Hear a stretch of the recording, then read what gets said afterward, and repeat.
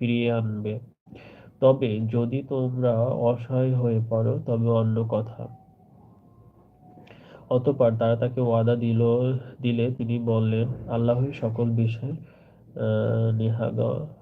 নেহগাবান। বলল, হে আমার ছেলেরা, তোমরা এক দরজা দিয়ে প্রবেশ করো না, ভিন্ন ভিন্ন দরজা দিয়ে প্রবেশ করবে, আর আমি আল্লাহ হতে তোমাদেরকে বাঁচাতে পারবো না। বিধান তো আল্লাহর, আর আমি তার উপর নির্ভর করি। তার উপরই নির্ভরশীলদের নির্ভর করা শ্রেয়। আর যখন তারা তাদের পিতার নির্দেশ অনুযায়ী প্রবেশ করল, কিন্তু আল্লাহর বিধান হতে তারা রক্ষা পায়নি।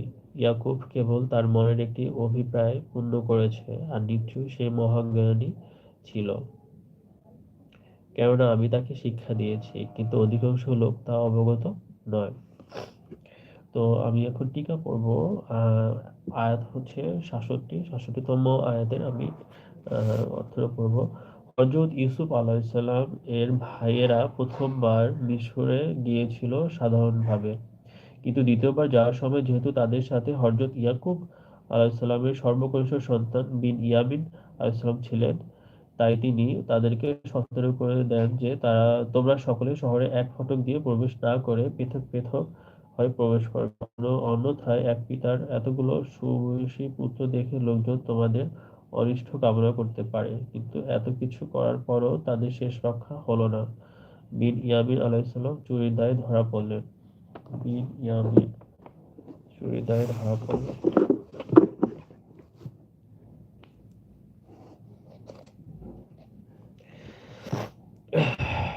আর তারা যখন ইউসুফের নিকট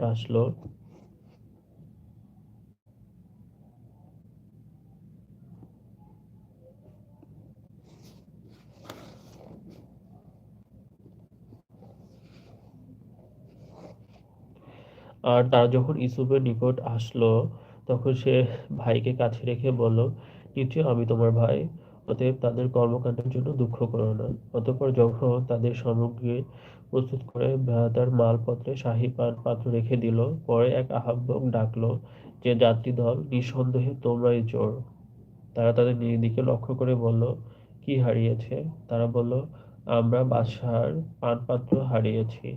যে তা এনে দেবে সে উষ্ট বোঝাই মাল পাবে, আমি তার জিম্মাদার।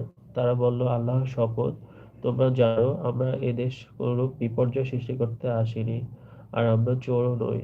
তারা বলল, তোমাদের শাস্তি কি হবে? তারা বলল, তার শাস্তি হলো, যার মালের পাত্রটি পাওয়া যাবে সেই হবে তার বিনিময়।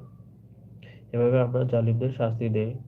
ভাইয়ের মালপত্র তল্লাশির পূর্বে তাদের গুলো তল্লাশি চলল। পরে ভাইয়ের মাল থেকে পাত্রটি বের করা হলো। এভাবে ইউসুফকে আমি কৌশল শিক্ষা দিয়েছিলাম। সে দেশের রাজার আইন অনুসারে সহোদরকে আট আট আট করা যায় না আল্লাহর ইচ্ছা ছাড়া।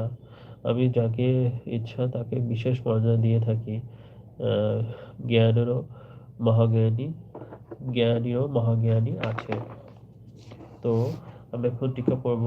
আয়াত হচ্ছে ৭৬তম আয়াতে টিকা হচ্ছে, প্রশ্ন হতে পারে, ইউসুফ আলাইহিসসালাম তার নিরাপরাধ ভাইকে কিভাবে চোর বলে অভিযোগ করলেন এবং সবাইকে প্রকাশ্যে লাঞ্ছিত করলেন। তাফসীরবিদগণ এর বিভিন্ন উত্তর দিয়েছেন। আল্লামা কুরতুবী রাদিয়াল্লাহু বলেছেন, বিনয়ামীনের অনুরোধে তিনি এই কৌশল অবলম্বন করেন, কিন্তু বিনয়ামীনের অনুরোধে এমন একটি আপত্তিজনক কাজ বৈধ হতে পারে না। মুফতি শফী রাদিয়াল্লাহু বলেছেন, এভাবে আমি ইউসুফকে তার ভাইকে রেখে দেওয়ার কৌশল শিক্ষা দিয়েছি। এ আয়াতে সুস্পষ্টভাবে আল্লাহ এসব ঘটনাকে নিজের কাজ বলে সাব্যস্ত করেছেন। সুতরাং যে কাজ আল্লাহ নিজের পক্ষ থেকে হয়েছে তাকে অবৈধ বলার কোনো সুযোগ নেই। এখানে আল্লাহ শেখানো কৌশলের মঙ্গলজনক দিকটা ছিল আল্লাহ ইয়াকুব আলাইহিসসালাম থেকে ইউসুফ আলাইহিসসালামকে বিচ্ছিন্ন করে তাকে যে ধৈর্য পরীক্ষায় অবলম্বন ফেলেছে তার পূর্ণতার জন্য বিনয়ামীনকেও তার কাছ থেকে বিচ্ছিন্ন করে দিয়েছেন, এবং তার অন্যান্য ছেলেদেরকে বিভিন্ন বিপর্যয়ে ফেলে সুপথ গ্রহণের সুযোগ দিয়েছেন।